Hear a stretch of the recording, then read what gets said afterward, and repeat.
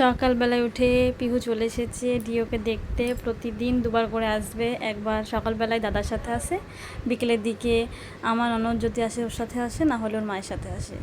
তারপরে ওরা চলে যাওয়ার পর মাকে মুড়ি দিয়ে দিচ্ছি, একটু মাংসর ঝোল ছিল এটা দিয়ে দিচ্ছি, মা ওই জানালার কাছে বসে আছে।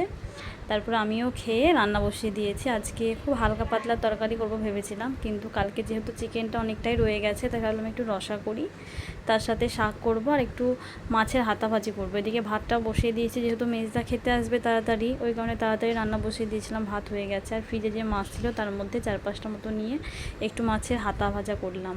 খেতে বেশ ভালো লাগে, একটু কাঁচা কাঁচা করে করেছি, ভালো লাগে। আর মা কাঁচা কাঁচা করলে একটু পছন্দ করে, আমারও বেশ ভালোই লাগে। তো চলো দেখে নাও আজকে কী কী রান্না করেছি। টমেটো, বেগুন, আলু, পটল, ভেন্ডি দিয়ে একটা রসা করেছি। এখানে কালকেকার চিকেন বেঁচে গিয়েছিল, সেটা গরম করেছি। ডিম সেদ্ধ, মাছের হাতা ভাজা, আর এখানে নোটে শাক। তো এই দিয়ে আজকে হয়ে যাবে সবার লাঞ্চ। হ্যালো, গুড মর্নিং হবে না, 12টা বেজে গিয়েছে।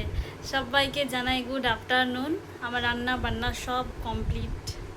আমি বসে আছি মেজদার জন্য, কারণ মেজদা খেতে আসবে, খাবারটা দেবো, দিয়ে আবার কাজে হাত লাগাবো। এতক্ষণ ধরে হোম থিয়েটারে গান শুনছিলাম, কারণ কোনো একদিন নেই যে আমি গান না শুনে বাড়িতে থাকি। তো আমি সকালের দিকে একটু গান শুনছিলাম। Good evening. একটু ঘুমিয়ে গিয়েছিলাম, সুধর্ণকে ঘুম পাড়া থেকে আমিও ঘুমিয়ে পড়েছিলাম। তো এখন 5:30 বাজছে, উঠেছি। চোখগুলো দেখছি তো কেমন ফুলে ফুলে আছে। যাই হোক, এবার সন্ধ্যা দেখাবো, সন্ধ্যা দেখে যাবো, একটু একটু বাইরে যেতে হবে, একটু কাজ আছে।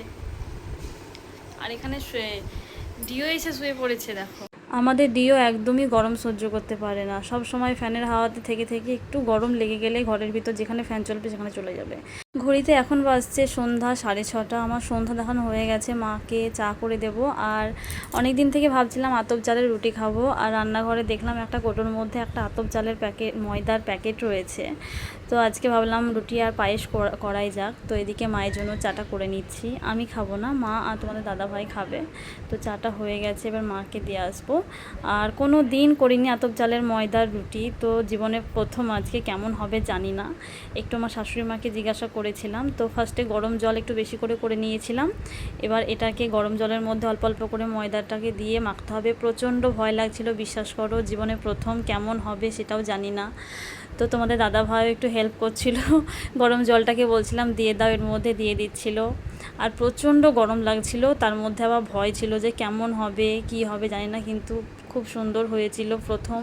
তাও আমি একবার চেষ্টা করেছিলাম, কিন্তু পারিনি, কিন্তু আজকে সাকসেসফুল হয়েছি। তো এদিকে ময়দাটাকে মাখার জন্য আমি এই যে জল দিয়ে ভালো করে করে নিচ্ছি, তারপরে হাত দিয়ে ভালো করে মেখে নেব। তো প্রচণ্ড ভয় লাগছিল সত্যি করে। তো যাই হোক, ময়দা আমার মেখে নেওয়া হয়ে গেছে। অনেকটা পরিমাণেই করতে হবে, কারণ সবাই মিলে খাবো, সকালে খাবো। আর এই জিনিসটা না বাসি খেতে আরও বেশি ভালো লাগে। পায়েস আর আতপ চালের রুটি তুমি যদি বাসি সকালবেলার দিকে খাও, অ্যাকচুয়ালি তোমরা, তো খুবই ভালো লাগে। তো আমি এদিকে রুটি ভাজতে শুরু করে দিয়েছি। একদম মানে কি বলতো, আমি প্রথম তো জানতাম না যে রুটির মানে গমের ময়দার মতো বোধহয় রুটিটা করতে হয়, মানে ভেঙে যাচ্ছে, ভেঙে গেলে হয়তো ফুলবে না, কেটে যাচ্ছে, ওই কারণে আমি আস্তে আস্তে করে বেলছিলাম। তো এইভাবে আস্তে আস্তে করে রুটিগুলো বেশ ভালোই হয়েছিল, বেশ নরমই হয়েছিল, আর ভালোভাবে ফুলেও ছিল। তো আজকে জেনে গেলাম, শিখে গেলাম, এর নেক্সট টাইম আর ভয় লাগবে না আমার। তো এই দেখো হচ্ছে। আর সুধর্ণ ঘরের মধ্যে ওর বাবার সাথে একটু পড়া করছে, কারণ আমি সন্ধ্যাবেলার দিকে প্রায় দিন বসাই না, বাবাই বসায়। সকালের দিকে একবার বসিয়েছিলাম, তো বাবাকে বললাম তুমি বসিয়ে দাও, আমি রান্না করতে শুরু করে দিয়েছি। আর যেহেতু এটা মানে সন্ধ্যা দেখানোর পর থেকে রান্নার প্রস্তুতি শুরু করে দিয়েছি, সেই 6:30টার পর থেকে।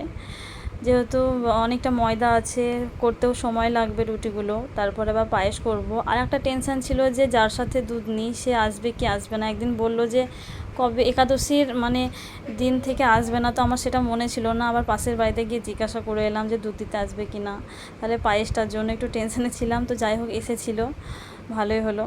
তো রুটিগুলো ভালোই ফুলেছে, আর কোনো চিন্তা নেই। তারপরে আমার ননদের ছেলেরা শপিং করে বাড়ি এলো, আর বাড়ি আসার পথেই আমাদের বাড়িতে ফার্স্টে ঢুকেছিল কি কি শপিং করেছে দেখানোর জন্য, আর আমাদের জন্য নিয়ে এসেছিলো মিষ্টি, সেটা একটু খেয়ে নিলাম, বেশ ভালোই লাগলো।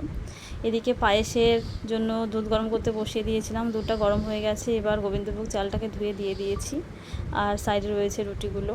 তারপরে ভালোভাবে অনেকক্ষণ ধরে সেদ্ধ হওয়ার পর ভাতটা, তারপরে একটু গোলা দুধ দিয়ে দিলাম। আমুল দুধ যেটাকে বলে। তো হয়ে গেছে, মায়ের জন্য আলাদা করে তুলে রেখে দেবো, মায়ের জন্য আলাদা করে তুলে রেখেও দিয়েছি। তারপরে কাজু বাদামটা দিলাম, কারণ নাহলে মা কাজু বাদাম তারপরে মগজদানা এইসব জিনিসগুলো খায় না, তো যে মানুষ খায় না তাকে না দেওয়াই ভালো।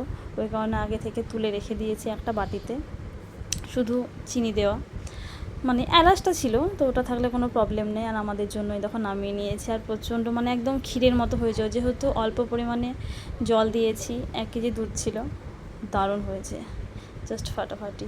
আর খাওয়ার জন্য আমি আমার থালাটাকে রেডি করে নিয়েছি। আজকের মতো এই পর্যন্ত, শুভরাত্রি সবাইকে।